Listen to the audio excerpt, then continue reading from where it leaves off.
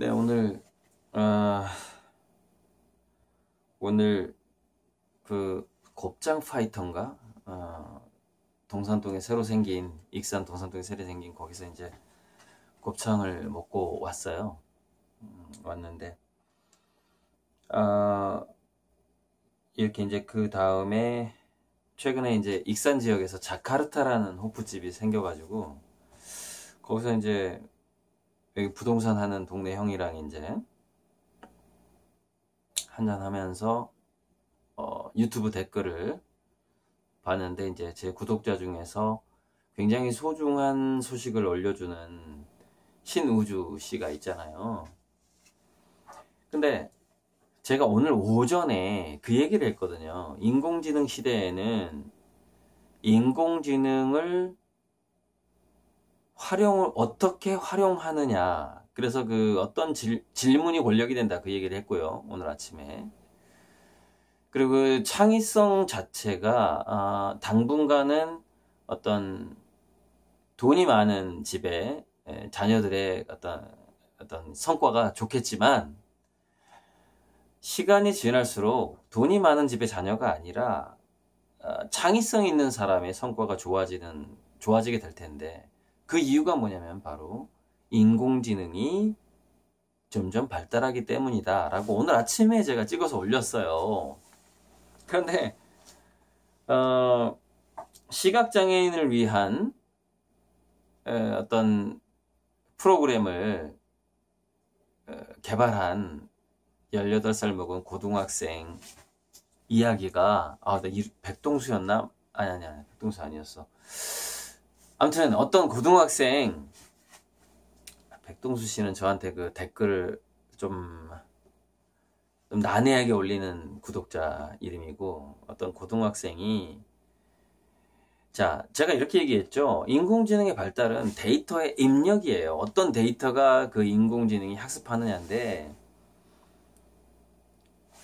그 고등학생이 어떤 아이디어를 떠올렸느냐, 이거죠. 자, 두 가지거든요. 뭐냐면은, 자, 시각장애인들이 다니는 길을 먼저 떠올린 거예요. 그런데 자기가 걸어 다니면서 예를 들어서 시각장애인들이 다니는 길을 안전하게 어떻게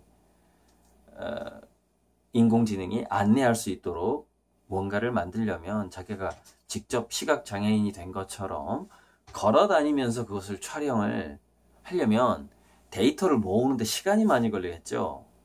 근데 그 학생이 생각했던 건 뭐였냐면은 자전거에다 카메라를 달아서 자전거 운행자들이 쭉 다니면서 촬영한 사진을 인공지능한테 구글에서 이미 오픈소스로 공짜로 공개한 인공지능한테 학습을 시킨다면은 시각장애인들한테 여기는 안전하다 쭉 가라, 여긴 위험하다 잠시 멈춰서라 돌아가라, 이렇게 안내할 수 있는 인공지능을 만들 수 있지 않을까라고 생각을 한 거죠.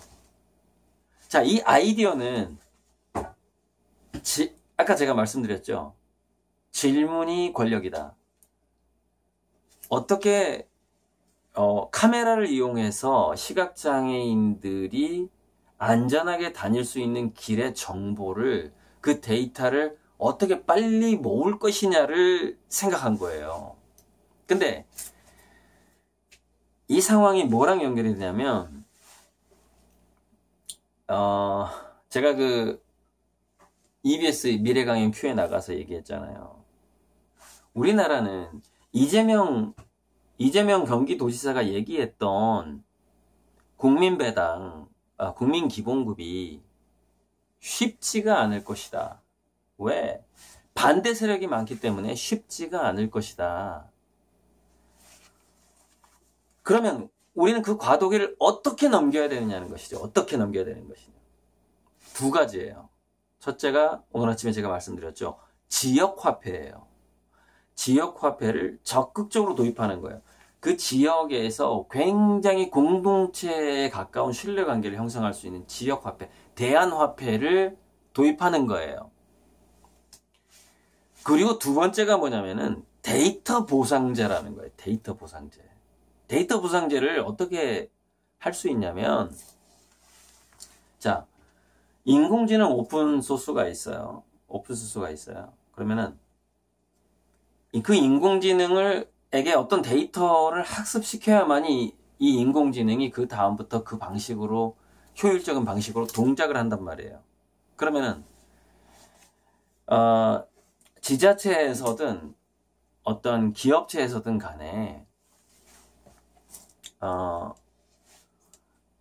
어떤 그 누군가한테 어떤 집단에게 어떤 혜택을 줄 수 있는 인공지능을 우리가 개발을 하고 싶은데 그 개발에 필요한 데이터가 이러이러이러한 거다라고 이렇게 공개를 하는 거죠. 일종의 공모를 하는 거죠. 그러면은 거기에 관련된 데이터를 모으기 위해서 예를 들어 그 파파라치랑 비슷한 거예요. 우리가 그 교통 신호를 위반하는 사람들 사진 찍어서 돈을 받는 것처럼 제발 그런 거에만 이용하지 말라는 거예요. 그게 아니라 굉장히 우리가 인공지능을 발달시키고 이 문명을 조금 더 풍요롭게 만들 수 있는 그런 데이터를 제공하는 사람들에게 보상을 해줄 수 있는 아이디어를 지자체에서 자꾸 떠올려야 된다는 거예요. 그렇게 해서 오픈소스로 제공된 인공지능 프로그램에 우리가 어떤 데이터를 입혀서 뭔가 어떤 시범 사업을 해볼 수 있을까 이런 것들을 생각하는 것 그리고 거기에 데이터를 제공해주는 사람에게 우리가 보상을 해주는 것 그것이 바로 데이터 보상제라는 거예요. 데이터 보상제. 그러니까 지금 우리는 지역화폐하고 데이터 보상제를 먼저 적극적으로 실행을 해야 되는 것이죠. 그렇게 되면은 인공지능은 공짜화되는 것이고 인공지능은 하나의 하나의 데이터베이스고 기초적으로 지구상에 깔리는 시스템이에요.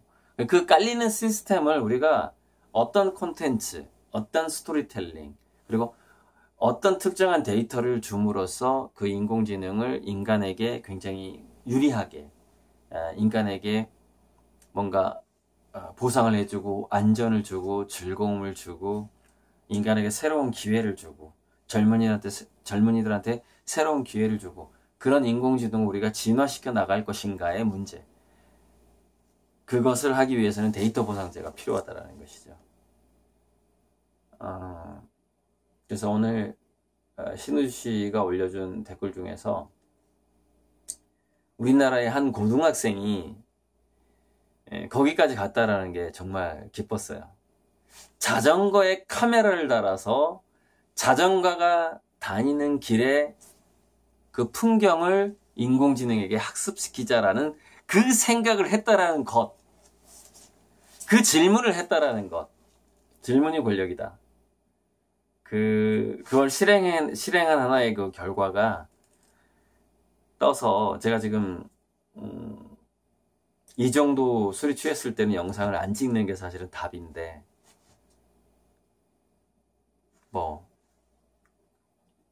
어쨌건 너무 좋았어요. 그 댓글 하나를 보고서 그래, 데이터 보상제가 이제 드디어 시작하는구나. 그런데 그 고등학생이 토사구팽 당할 수 있어요. 토사구팽. 예전에 우리나라의 한 고등학생이 시내버스 회사의 홈페이지에 들어가서 그 시내버스가 오가는 거를 유심히 관찰한 다음에 몇 정거장 남았습니다. 그러니까 그 몇 번 버스가 여기에 도착하려면 몇 정거장 남았습니다를 그 애플리케이션을 개발을 합니다. 그 학생이 아마 고등학생이었을 거예요.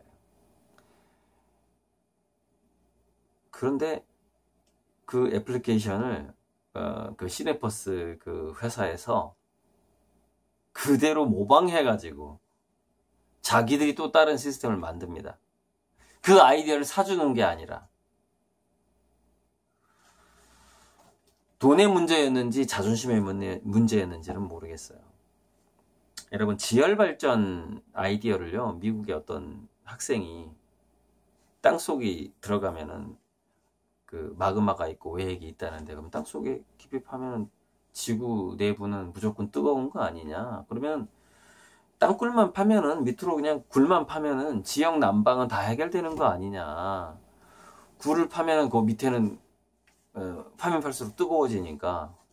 그 아이디어를 정말로 그 회사가 샀잖아요. 돈을 주고 그 학생한테. 그런 일이 있었어요. 근데 우리나라에 어떤 일이 있었어요? 학생이 낸 아이디어를 도용을 한 일이 있었죠. 돈 주고 산 게 아니라.